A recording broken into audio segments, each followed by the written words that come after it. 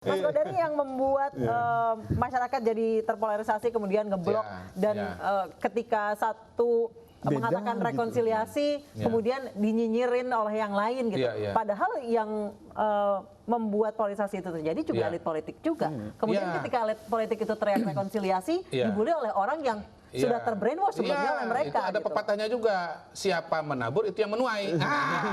Itu sebetulnya. Tapi di sisi yang lain begini, kita perlu juga membongkar ya yang namanya elit politik itu. Dia tidak tunggal. Mau dia di 01, mau dia di 02 itu sebetulnya tidak tunggal. Di 02 ada elemen partai. Ada juga elemen non partai.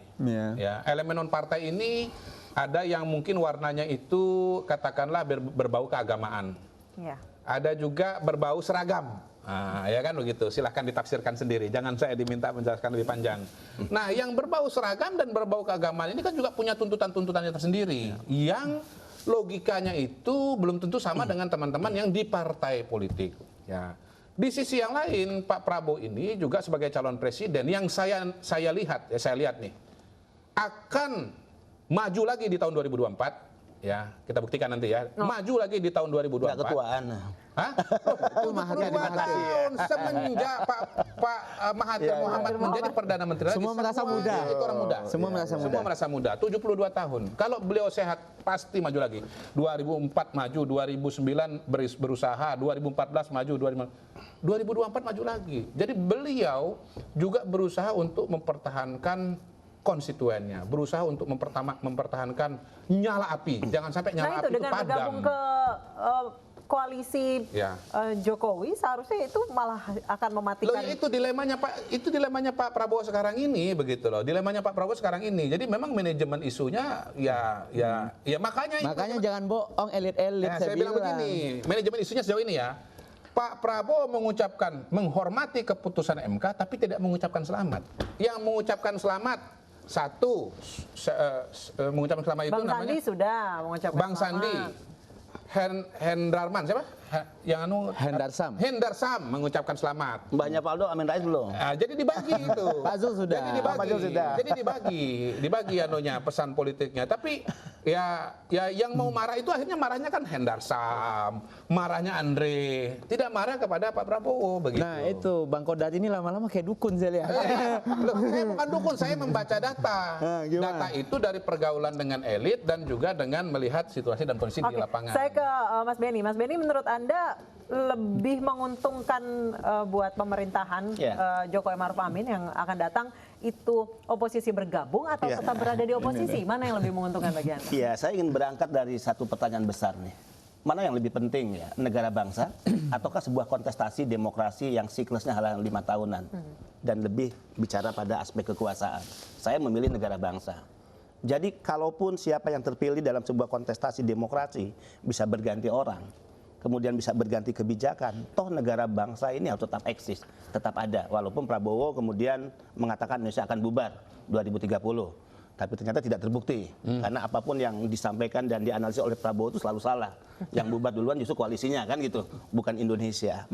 Sehingga saya sependapat yang disampaikan oleh Pak Kodari tadi, ini kontestasi demokrasi yang meninggalkan luka yang berdarah-darah, cut and cut. Iya. Ini ibarat pisau yang sangat tajam melukai wajah keindonesiaan kita. Bisa dibayangkan Mbak, ini situasi kontestasi demokrasi yang tidak pernah kita alami sebelumnya. Orang dengan gampang kemudian mengatakan Jokowi PKI. Ya, orang yang mengatakan dengan gampang orang yang berbeda pendapat yang dikatakan kafir. Orang dengan gampang memfitnah, membuli orang sebebas-bebasnya itu melalui media sosial. Yang saya katakan tadi, ini memiliki daya hancur, daya rusak yang high explosive. Dan proses untuk merecovery ini, mohon maaf Pak Kedori, ini butuh waktu yang panjang. Sehingga kenapa partai koalisi hari ini tidak fokus pada bicara rekonsiliasi yang dimaksud lebih pada pembagian kursi. Tapi bagaimana energi sosial, sekali lagi, ya, ini kemudian dikuatkan kembali, rekonsiliasi sosial itu dibangun, dan kita memang secara skematik sedang mempersiapkan itu. Ya, kapan melakukan apa, kemudian siapa yang mengambil peran ya untuk melakukan apa, kemudian juga yang dimaksud dengan rekonsiliasi sosial, rekonsiliasi politik ini dalam wilayah-wilayah apa. Saya setuju dengan apa yang disampaikan Pak Kodari tadi. Ada beberapa hal yang harus digarap oleh berbagai pihak misalnya. Nah, hari ini kita ingin membangun ya sebuah semangat baru bahwa Indonesia sebuah negara bangsa yang itu lebih besar, lebih tinggi dibandingkan kontestasi demokrasi. Saya mau nanya ke Bang Ada Benny. kesepahaman itu enggak di antara misalnya pendukung Prabowo dengan pendukung Jokowi? Di situ dulu. Setelah itu baru kita bicara yang lain-lain. Saya mau nanya ke Bang Benny, kalau seandainya partai koalisi itu nggak mau yang kalah ini gabung, emang Pak Jokowi bakal gimana? Hah? Yang menyatakan tidak mau gabung siapa? Ya misalnya tadi kan abang Nggak nekannya kayak boleh gitu. nolak, Iyalah, karena ya. kabinet itu adalah hak prerogatif presiden. Saya pada posisi diundang sebagai ketua DPP Hanura. Hanura nating tulus persoalan jatah-jatah menteri, Gini. hak prerogatif presiden, dan kita tidak akan masuk pada wilayah itu. Saya masuk ke sini ya. Jadi menurut saya gini, Pak Prabowo ini udah memberikan jalan untuk yang muda-muda sih. Sejujurnya menurut saya hadirnya kita yang muda-muda banyak sekali politisi muda. Saya menganggap Pak Prabowo itu mungkin Bang Kodari mungkin saya agak beda ya. Udah nggak jadi godfather aja kayak Pak SBY, kayak Pak Amin. Udah beyond the election sih kalau menurut saya. Udah waktunya ya. Karena menurut saya sih ke depan itu mungkin shiftingnya Pak agak Amin bukan berubah. godfather, Apa? veto player. Iya, beyond the election. Ya, dia gini loh, apa kan Godfather nggak involve lagi dalam daily decision. dan ini sebenarnya kan gampang aja orang bilang Pak Prabowo itu Islam radikal, apa ini itu kan, tapi kan nggak terbukti. Orang bilang Pak Prabowo anti demokrasi, dia ikut pemilu, ya kan? Kalau dia anti demokrasi dibikin ribut ini semua kan, dia ikutan MK gitu, patah semua bang sebenarnya. Orang bilang dia penjahat HAM, nggak diadili sampai sekarang. Tapi dikelilingi oleh orang anti demokrasi, iya. Ya, tapi kan pada prinsipnya dia tetap berjalan sesuai dengan kaidah demokratis yang ada. Kecuali dia nggak ngikutin MK, kemarin bikin ricu bla bla bla bla. Mungkin bisa tuduhan itu begitu. Jadi menurut saya Pak Prabowo itu ya pejuang demokrasi loh sebenarnya. Kita harus menyadari mana ada yang sanggup 3 kali ngikut pemilu dan itu lost semua gitu. Ada nggak orang yang punya energi begitu? 15 tahun bikin partai dan dia kalah semua dan di 15 tahun oposisi. ada di oposisi. Iya gitu loh. Kita harus akui beliau sebagai pejuang demokrasi kalau menurut saya. Tapi kalau itu debatable lah ya.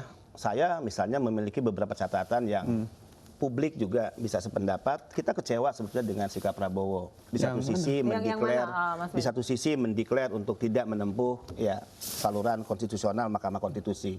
Padahal negara kita mengatur apapun bentuk sengketa gugatan pada sebuah proses pemilu pilpres itu adalah Mahkamah Konstitusi, muara akhir. Ya tidak ada upaya hukum lain. Tapi akhirnya kemudian beliau mengambil langkah itu.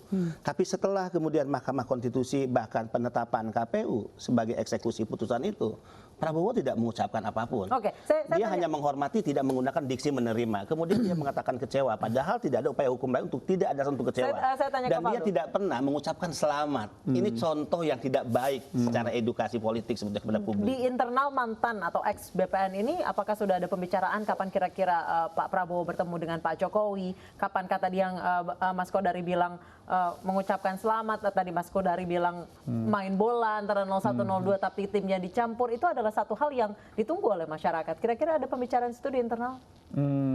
Saya sejujurnya sih begini ya, saya yakin kerjaan elit ini komunikasi terus sebenarnya. Saya yakin sekali itu sedang terjadi, tapi dalam artian mungkin ada beberapa prioritas yang dilepas ke publik atau tidak. Tapi terlepas dari itu sih kalau bagi saya sih terkait apa yang dilakukan Pak Prabowo, mungkin dia punya pilihan. Karena gini, kalau saya melihat Pak Prabowo ini kayak melanjutkan argumen Bang Kodari tadi ya, dua. Dia mengambil kebijakan yang populer, yaitu tetap stay begini, dia menjaga pendukungnya yang 2024. tidak suka Pak Merawat, Jokowi, ya. atau dia ngambil kebijakan yang tidak populer, yaitu bergabung dengan Pak pemerintahan terpilih, dan bisa jadi itu baik untuk partainya, tapi pendukungnya kan nggak mau gitu. Ya. Nah ini yang mungkin yang dilematis yang sedang dihadapi. Makanya kalau bagi saya, peta koalisi terdepan, kalau orang tanya, saya bilang tergantung Pak Prabowo maunya kayak apa. Kalau dia masuk, ya begini. Kalau dia di luar, ya begitu gitu. Jadi tergantung itu. Saya ke Bang Kodari kalau gitu. Bang Kodari, mana yang terbaik buat memecah atau menggabungkan polarisasi yang sudah terjadi? Pak Prabowo bergabung atau tetap menjadi Kalau buat saya, oposisi? karena kacamata saya adalah kacamata rekonsiliasi ya, kacamata polarisasi politik, yang terbaik buat Pak Prabowo adalah bergabung dalam pemerintahan. Dan menurut saya ya, karena Pak Prabowo mau maju lagi tahun 2024 dan Pak Jokowi tidak bisa maju lagi. Loh, Ya, Bang Kodari, kenapa tidak yakin muncul lah. hitungan politik bahwa Mantap. di belakang Prabowo ini akan ada seorang Jokowi? Bayangkan kalau misalnya Pak Prabowo menjadi Menko Polhukam. Nah, apakah geger tuh? Kira-kira kan begitu kan? Jadi kalau ada ribut-ribut, ya begini aja. Pak Yusuf Kalla kan ketemu dengan Pak Prabowo. Supaya ini sidang MK tenang, Pak Prabowo telepon dengan pendukungnya. Lah nanti kalau ada yang mau ribut-ribut, ya pendukung Pak Jokowi angkat telepon. Jangan ribut-ribut, kan begitu. Begitu kemudian yang panas pendukung Pak Prabowo yang angkat telepon. Jangan ribut-ribut. Nggak ada ribut-ributnya sama sekali, begitu loh. Nah, saya pribadi selalu mengatakan bahwa episode pertemanan Jokowi dengan Prabowo itu jauh lebih panjang daripada episode berkompetisinya. 5 tahun Jokowi, kelahinya cuma 1 tahun. 4 tahunnya makan nasi goreng, naik kuda, Prabowo kasih keris. Ini orang Jawa loh, ngasih keris itu kan nggak sembarangan. Ngasih keris itu sama dengan ngasih senjata, ya kan, memberikan kekuatan begitu. Jadi ya sebetulnya hubungan antara Pak Jokowi dengan Pak Prabowo ini pada level personal menurut saya cukup bagus. Kita kalau bicara politik itu kan di Indonesia ini ada struktur, ada aktor. Nggak semua lah, sosiologi, ilmu sosiologi ya begitu itu, struktur kemudian aktor. Nah, antara aktor Jokowi dengan aktor Prabowo ini sebetulnya secara pribadi saya lihat nggak ada kendala.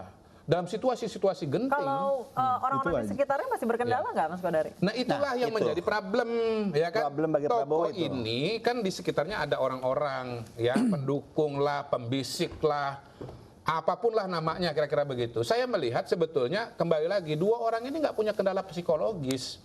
Kita kan tahu tokoh-tokoh yang punya kendala psikologis, walaupun kendala psikologis itu sudah luntur sekarang ini kan, dan kelihatan banget kan perbedaannya ya. Ya, sebut nama lah, Megawati dengan SBY. Bertahun-tahun nggak susah ketemu. Mau berkoalisi nggak bisa, tapi belakangan udah bisa saling kunjungi, selfie-selfie, dan seterusnya. Jadi, kendala seperti Megawati SBY itu pada Pak Jokowi, Pak Prabowo tidak ada begitu. Nah, saya pribadi sekali lagi mengatakan, melihat bahwa oposisi yang sesungguhnya di zaman Pak Jokowi, itu bukan Prabowo, bukan Gerindra, tapi SBY dengan Demokrat. Tapi dengan SBY dan Demokrat itu bisa ketemu kan?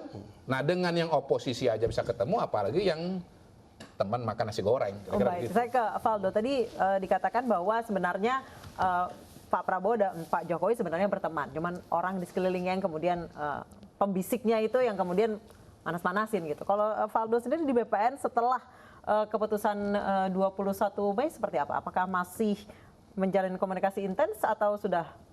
Ya, kalau saya sih komunikasi aja. Pas kemarin saya bikin vlog juga ada yang marah, ada yang dukung gitu kan. Ya, saya tadi mau komentarin Bang Kodari, saya rasa sih itu wajar aja sih, dalam artian 2 tokoh bangsa levelnya udah di atas sih Bang. Dia udah di atas rata-rata gitu. Jadi kalau menurut saya sih itulah yang perlu kita sama-sama bangun, bahwa kita bisa beda. Dan menurut saya sih demokrasi gitu, kalau emang ada perbedaan ya pelihara aja. Kita kan nggak harus satu warna gitu loh. Dan perbedaan dipelihara namun dalam konteks adu gagasan ya, bukan adu kebencian. Bisa dalam konteks ideologi toleran ya. Iya. Problemnya itu muncul ketika perbedaan lalu kemudian muncul ideologi intoleran. Ya, itu problem. agak sulit Nah, gitu. Itu fanatisme ini loh. Perbedaan masyarakat Indonesia itu sudah terberi. Kita ini udah jelas beragam kok, sukunya beragam, bahasanya beragam, kulitnya beragam, partai politiknya juga beragam. Di Indonesia itu tidak mungkin ada sistem dui partai seperti di katakanlah Amerika, karena masyarakat kita terlalu beragam. Begitu sistemnya itu katakanlah distrik begitu ya, bikin 2 partai. Maka kemudian perbedaan-perbedaan nuansa itu tidak akan terakomodasi dan itu berbahaya bagi masyarakat kita. Jadi ada hal yang lebih besar yang pengen saya sampaikan dalam konteks rekonsiliasi ini Bang gitu, bahwa udahlah kita jangan terlalu receh lah dalam artian ini koalisi A, B, C, D gitu loh. Ada hal yang lebih besar ke depan mesti gimana. Kalau memang ada dari kita nih BPN dianggap ini, iya sampein aja, mana tuh dia punya pikiran gitu kan. Ya pikirannya kemarin kalah bukan berarti pikiran tidak diterima gitu loh. Dan itu biasa kalau menurut saya. Makanya saya bilang nih kekalahan Pak Prabowo ini bukan kekalahan ulama. Toh perjuangan untuk Islam juga akan tidak berhenti kalau Pak Prabowo kalah, saya bilang. Saya pribadi ya melihat Pak Jokowi dengan Pak Prabowo itu, pertama ya dari spektrum politik, sebetulnya spektrum politiknya itu sama. Dan karena itulah kemudian juga sebetulnya program-programnya itu gradasi aja. Gradasi bukan sesuatu yang berbenturan. Cara delivernya mungkin ya. Titik tekannya yang berbeda. Yang menjadi problem siapa yang mengelilingi Pak Jokowi maupun Pak Prabowo kan gitu. Tadi. Jadi minus isu intoleransi ya, minus yang lain-lain sebetulnya ya adem lah sebetulnya begitu ya. Mirip-mirip aja sebetulnya. Oke, saya ke Mas Beni. Berbicara balik lagi soal koalisi minim oposisi ini. Jika memang beberapa partai di oposisi ini bergabung, kemudian rekonsiliasi atau bergabungnya partai politik ini identik memang dengan bagi-bagi jatah menteri. Kalau misalnya Hanura sendiri sudah terus ikhlas gitu membela Pak Jokowi. Bagaimana di internal TKN sendiri? Sejak awal kita mendeklar dukungan pada Pak Jokowi 1000%, ya, tidak ada permintaan kemudian konsesi apapun yang kita sodorkan. Kalau dari ya, di atas partai-partai kertas lain? tertulis kepada Pak Jokowi. Baru hembusan isu saja Karena rupanya dukungan sudah kita ada yang kepada ngegas. Pak Jokowi ini kan dukungan ideologis sebetulnya. Tapi jika Pak Jokowi satu saat kemudian meminta kader terbaik Hanura untuk membantu di kabinet Pak Jokowi di periode kedua, tentu kita sudah menyiapkan itu. Tapi jika datang langsung inisiatif dari kita untuk meminta, Hanura tidak pada posisi itu. Yakin 1000% ya. Dan ini juga sudah menjadi keputusan politik di internal kami. Nah, yang paling penting hari ini adalah kesadaran ideologis elit sebetulnya, bahwa negara bangsa ini lebih penting, lebih utama dibandingkan sebuah siklus ya kontestasi demokrasi yang hanya 5 tahunan dan pemimpin bisa berganti. Nah, kesepahaman memaknai rekonsiliasi ini memang harus disepakati baik oleh para pendukung Pak Jokowi maupun pendukung Pak Prabowo. Nah, persoalan secara skematik nanti kapan dilakukan, siapa aktor yang mengambil peran lebih awal, kemudian siapa yang kemudian menjabarkan di lapangan, itu bisa dirumuskan bersama lah. Tapi tidak juga harus dimaknai bahwa rekonsiliasi politik ini adalah pembagian kursi menteri. Tidak harus seperti itu. Ya, secara ilustratif tadi Pak Kodori sudah menggambarkan berbagai hal. Pertemuan saya dengan Paldo tidak hanya di tempat ini, tapi di tempat minum kopi, itu akan mencerminkan di tengah masyarakat yang lebih patron pada elit, dia melihat bahwa tidak ada masalah di kalangan elit, dan itu akan diikuti oleh para pendukung kedua pasangan calon. Nah, kalau melihat komposisi hasil pemilu 2019, 60%, 40% dalam pandangan saya nih, Hanura, sebetulnya ini sangat ideal, kemudian kedua juga sehat dan kredibel. Karena tidak boleh terjadi penyelenggaraan kekuasaan yang sangat absolut bebas kontrol yang dilakukan oleh rezim kekuasaan siapapun yang dihasilkan oleh semua pemilu. Kak Faldo menjelaskan kita bahwa membutuhkan kekuatan politik parlemen, Mbak, untuk melakukan kritik dan pengawasan walaupun yang sangat berada efektif. di dalam koalisi bukan berarti tidak mengkritik pada saat pemerintah terkesan sewenang-wenang gitu. Ya, itu masalah lain ya, tapi idealnya 40-60 ini ya, ini akan membuat demokrasi kita semakin sehat, penyelenggaraan kita semakin sehat, kekuasaan kita semakin sehat sebetulnya di parlemen. Oke, Mas Kodari melihatnya seperti apa? Apakah untuk rekonsiliasi harus bergabung ke koalisi atau tetap berada di sistem kritik gitu atau bagaimana? Ya, jadi begini, memang partai-partai yang di 01 ini kan pasti ada was-was juga lah, agak deg-degan lah, kira-kira begitu kalau ada mau masuk lagi. Hanura enggak? Ya, saya nggak nyebut nama Hanura ya. Jadi yang namanya kursi menteri kan segitu-segitu aja gitu. Jadi kalau dibagi 5 dengan dibagi 7 apalagi 8 itu mungkin ceritanya agak lain begitu. Tetapi saya kira pasti ini baliknya lagi kepada presiden karena beliau adalah pemegang hak prerogatif terhadap penyusunan kabinet. Dan saya melihat dari sinyal-sinyal yang dikirimkan oleh Pak Jokowi ini keinginannya mengakomodasi lebih banyak lagi termasuk dari 02 begitu.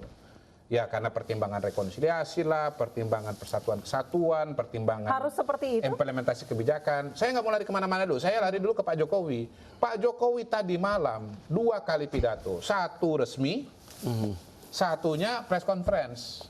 Dua-duanya pesannya sama.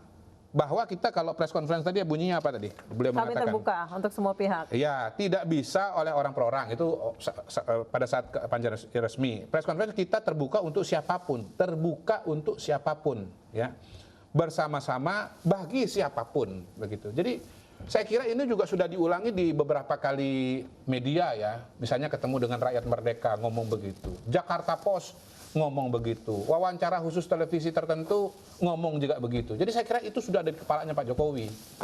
Oke, baik. Partai-partai pendukung 01 karena itu tolong menyesuaikan. Dan itu sikap positif Pak Jokowi.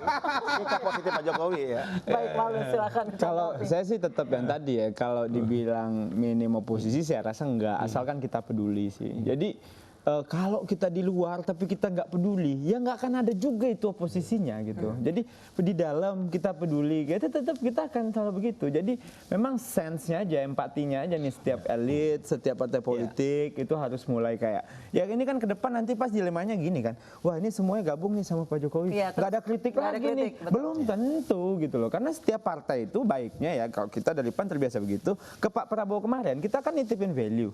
Kita selalu kok bagian ekonomi pasti PAN terus yang maju, ya kan? Kita ngomong pang gitu kan. Nah itu yang menurut saya harus tetap dipegang sih. Baik. Jadi kapan tanggalnya akan menyatakan? Insya Allah Juli atau Agustus. Oke, Juli atau Agustus. Baik, terima kasih Faldo, terima kasih Bang Benny, terima kasih Mas Kodari telah bergabung bersama kami.